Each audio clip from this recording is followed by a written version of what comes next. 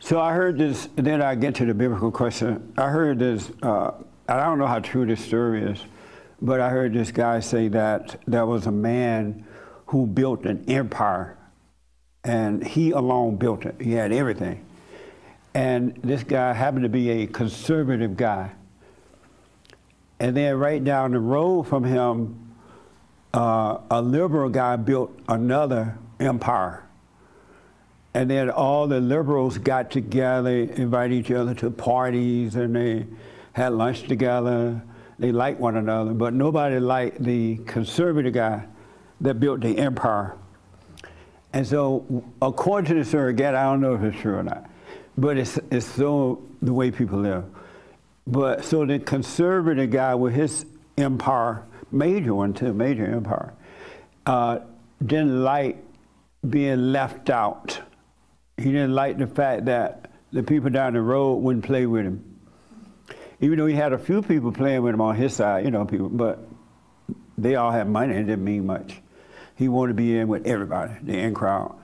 And so what the conservative guy did, according to the story, was to start to tear down his empire by changing it into a liberal empire so that he could get along with the liberals, with the empire. He could not handle being alone. And so he started getting rid of anyone that was a conservative, anyone that told the truth about anything. And he started bringing in liberals into the empire in order to fit in with the crowd. Any of you guys ever done that? Anyone ever done that? You always want to fit. Yeah? Yeah? Anybody here? They're nodding like this, folks. And why were you like that? Why did you do that? I think you said it, to fit in, really. But why? Why would you, where were you trying to fit in? Are you still? It was school. You still try to fit in? No. Why did you do it then? When you have a massive amount of people attacking you for a set of beliefs, or maybe because you like a certain thing, and there's no one there to kind of reinforce that, like, hey, stand alone, be an individual, who cares, don't worry about it. It's totally overwhelming, and you just take the path of least resistance, which is, you know, if you can't beat them, join them. Yeah, that's amazing. And were you happy once you joined them? No, there was like that kind of temporary gratification where you get, like, when you eat candy, you're like, oh, but then, you know, your teeth and all that, it just goes away.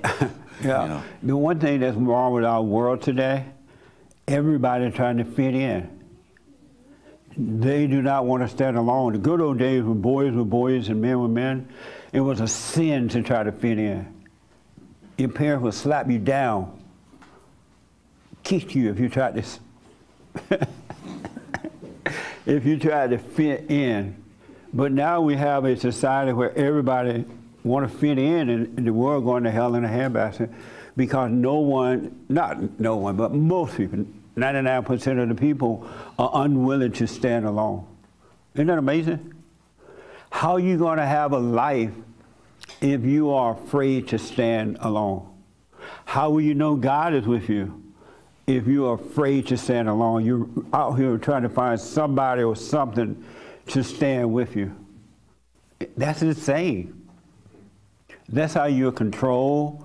That's how you turn from a Christian to an atheist, because you're unwilling to stand alone.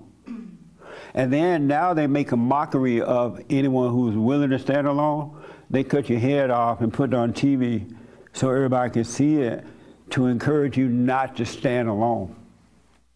Like, this is what's going to happen to you if you try to stand alone. If you tell the truth and don't care what happened, we're going to cut your head off. We're going to put you on display to get you to be a part of the crowd. And most people give up. There is no way that you could believe in God and not be willing to stand alone. If you know, when Christ was walking earth, he didn't have a bunch of friends. And all the disciples around him, he knew that they were his enemies and not his friends. So he never really stood with them. He didn't never have them over for dinner. He just let them follow him up and down the road. You must be willing to stand alone. If something is wrong with you, if you have to have the crowd with you.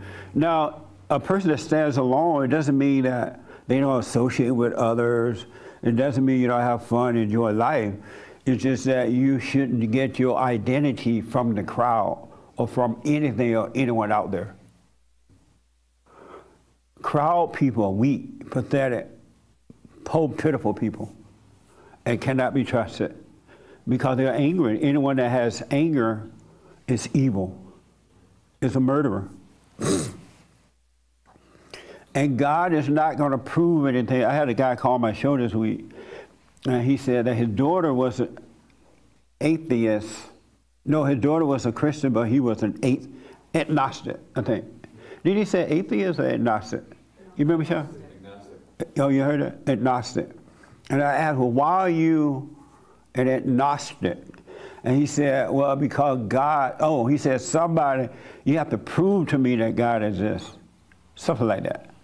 I'm like, why? Why do you have to prove that to you? Because I don't remember the whole comment, but I need to see it, need to be proved. I said to him, nobody going to prove anything to you about God. God won't even try.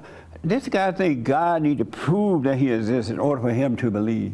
That doesn't even work right. Who is this man? He sounded nice. He was laughing.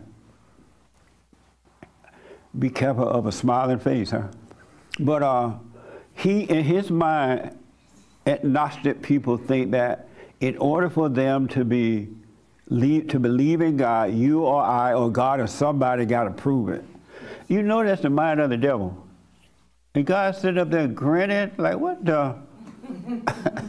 I got to prove it. And you know that's the devil telling this man, make sure God prove it before you believe in him. But a lot of people like that. They won't live as an individual and know God for themselves. They got to have the crowd to believe in God before they can even believe it too. Some guy said to me, I noticed that you don't ever preach Christ and him crucified. Something like that. Y'all ever heard that saying? You heard that before? What does that mean? Christ and him crucified. That I would need to preach that. Can you tell me what that means? You don't know what it means, but you heard it before? Yeah. Did you know you didn't know what it meant? No. You didn't know what it meant? I didn't know the meaning. I'm sorry? I didn't know the meaning. Yeah, but you heard it before, huh? Yes. But I didn't know either. And so I asked him, what do you mean Christ and him crucified? Christ died on the cross. Okay, amen. The sermon is over. But he couldn't explain what it meant because he had heard it too, but didn't know what it meant. You gotta be willing to stand alone. You came in this world by yourself, you going out by yourself. You know what I mean? So why not live a life of standing alone?